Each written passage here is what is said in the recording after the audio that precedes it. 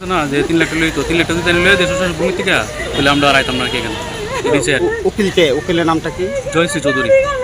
কি মানে চাহিদা কি আপনার আমরা তো 25,000 টাকা নিছে 2,000 টাকা নিছে আরো টাকা নিছে কিন্তু কিছু কথা আমরা হলো বিহেভিয়ার খারাপ করছে মারে গো জানেনতে সরেনতে তারা যে কইছে জানেনতে সরেনতে এটা কেউ দেখছে না আমার যা চলতো সেটা দেখে লেছে সবাই।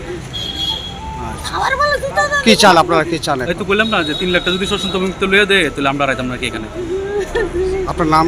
সুদীপ ঘোষ। বাড়ি কোন জায়গায়? বাটে বনগর। কি মানে মূলত কেসটা কি ছিল? মানে আমার একজন মানে লোকালকে পরে দিয়ে আসলো আর কি শারীরিক সম্পর্ক হয়েছে আর কি অনেক বছর আগে এটা অনেক বছর ধরে প্রায় 24 বছর ধরে সম্পর্ক আছে আর কি। তাই আমার বাবাই ধরতে গেল আমার বাবা তো মারা গেছে তারপর ওনারই বাবা দেখছি আমি সব কিছু আমার আছে ফটো প্রমাণ সব কিছুই আছে নাম্বার সব কিছুই আছে। আমরা বলছি যে এরকম তো চলতো না কেস একবার শেষ করে তো যেতেছি তাই কিছু অনলাইনে 3 লাখ টাকা দিব দিছে না এই কথা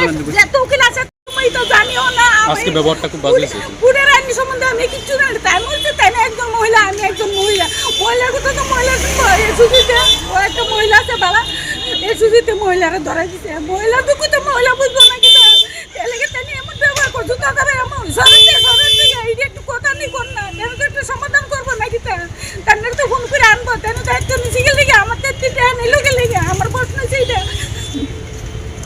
বিনা মতলব এত টেয়া নিল যে শুনে এত টেয়া নিছে আমি কি আমার তো এত টেয়া নিছে এটা একটু কথা 25,500 টাকা 200 টাকা 300 টাকা কোনা 2,000 টাকা। আপনার বাড়ি এমন কোন জায়গায়?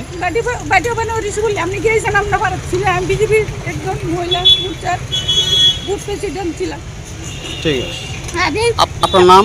আমার নাম সীতা ঘোষ। আমি কালকে খালি জীবিত গাইছি আমার ছোটবেলা এই যে দেড় সুজের গাই আমার হাতের ভিতরে সুজের গাই আমি কালকে খালি আমি সুগারের রোগী একটা আমি কালকে খালি জীবিত থেকে বাড়িতে বেশি কথা বলতে পারে আমার শরীর কাউকে আমি আমরা আল্লাহর হইতে রোগী